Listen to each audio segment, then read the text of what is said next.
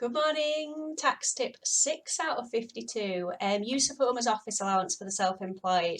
So if you're self-employed, there's two ways to calculate the amount that you can offset as a taxable deduction for using your home for business purposes. So the first method is to calculate your allowable expenses using a flat rate, which is set by HMRC. And that flat rate is based on the amount of hours you work from home each month.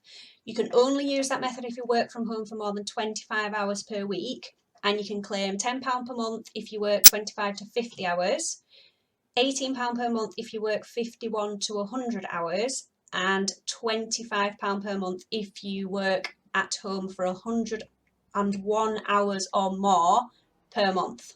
So the flat rates don't include telephone or internet expenses, so you can add that on top of the use of home as office allowance. Obviously that needs apportioning for private and business use. So that's the flat rate. That's method one. Method two, you can work out the business element of your actual costs. Now, to use this method, you'll need to assess how many hours per day you work from home and how many rooms or areas of your house are used exclusively and or partially for business.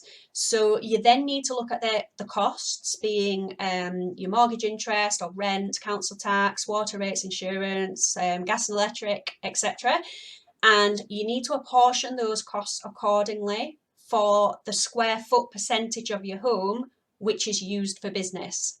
So obviously it's a bit of a calculation to do there.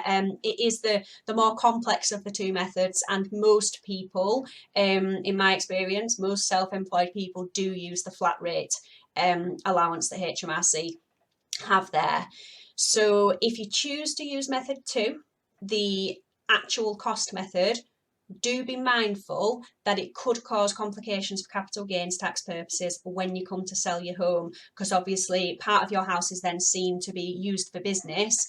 It could produce a reduction in the private residency exemption, which basically means you don't pay capital gains tax usually when you sell your main private residency.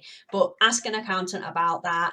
If you use a large area of your home for business, then the actual cost method might be better for you.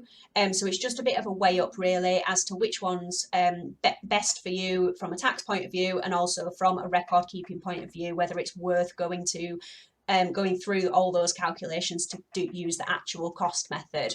So next Tuesday, I'll cover tax relief for employees who are working from home. This one is just covering self-employed people who use their home for business purposes. Have a lovely day, everyone.